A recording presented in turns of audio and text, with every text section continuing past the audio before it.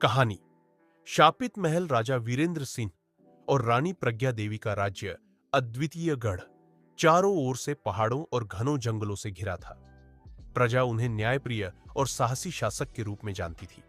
राजा युद्ध कला में पारंगत थे और रानी को गहन ज्योतिष, शास्त्र और रहस्यमय विज्ञानों का ज्ञान था। एक दिन महल में एक रहस्यमय संदूक आया। संदूक पर किसी पुराने राज चिन्ह की मुहर लगी थी जो अब तक किसी ने नहीं देखी थी। राजा ने जब संदूक खोला तो उसमें एक पत्र और एक प्राचीन तावीज था। पत्र में लिखा था, यह तावीज जिस रानी के गले में होगा वह 3 रातों तक महल के दक्षिणी हिस्से में नहीं जाएगी, नहीं तो राज उजागर हो जाएगा और विनाश निश्चित है।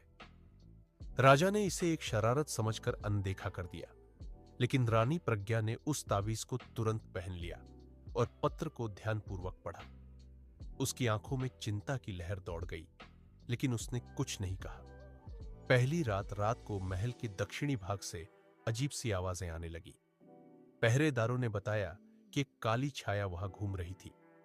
राजा वीरेंद्र सिंह ने तलवार लेकर स्वयं उस ओर जाने की ठानी, लेकिन रानी ने उसे रोका। मैं जानती हूं ये क्या है, लेकिन अभी वक्त नहीं आया कुछ बताने का, रानी ने कहा। राजा असमंजस में थे, पर रानी की बातों में ऐसा विश्वास था कि वह रुक गए। दूसरी रात को रानी अपने निजी पुस्तकालय में कुछ पुराने ग्रंथों को पढ़ती रही। उसने एक कागज पर कुछ चिन्ह बनाए और एक विशेष धूप जलाई। उसकी दासी ने देखा कि रानी किसी पुराने शिलालेख का अनुवाद कर रही थी, जिसमें नागवंश और शापित आत्मा का जिक्र था। उसी रात राजा के सपने में एक बूढ़ा साधु आया और बोला, तीसरी रात को यदि कोई दक्षिणी कक्ष में गया तो जो सत्य छुपा है वह उजागर हो जाएगा और जिसके उजागर होने से सब कुछ बदल जाएगा। राजा जागे तो पसीने पसीने थे। तीसरी रात को महल की दीवारें कांपने लगी। दक्षिणी भाग से दर्दनाक चीखें आने लगी। पहरेदारों ने रिपोर्ट किया कि कोई रहस्यमय शक्ति दीवारों को चीरने की कोशिश कर रही है। इस बार राजा रुक नहीं सके। वह उस ओर बढ़े, लेकिन रानी प्रज्ञा पहले ही वहां पहुंच चुकी थी। उसके हाथ में वही तावीज चमक रहा था। अब समय आ गया है सच को जानने का, रानी ने कहा।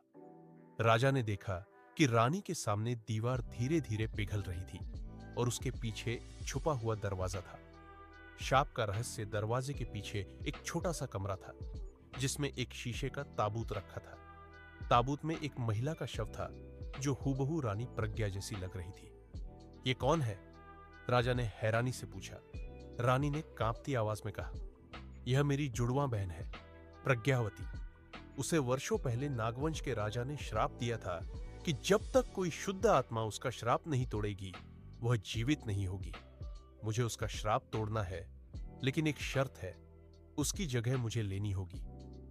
राजा अवाक रह गए। तुमने यह सब मुझसे क्यों छुपाया? उन्होंने पूछा। क्योंकि अगर तुम पहले जान जाते तो मुझे रोकते, रानी ने कहा। और जैसे ही उसने तावीज ताबूत पर रखा, प्रज्ञावती की आंखें खुल गईं और रानी प्रज्ञा बेहोश होकर गिर पड़ी। अंत या शुरुआत? प्रज्ञावती अब जीवित थी, लेकिन उसकी आंखों में कुछ अजीब था। वह शांति से मुस्कुराई और बोली, अब मैं तुम्हारी रानी हूं, लेकिन मेरे भीतर वही आत्मा है, प्रज्ञा की। राजा को समझ नहीं आया कि सामने प्रज्ञा है या कोई और।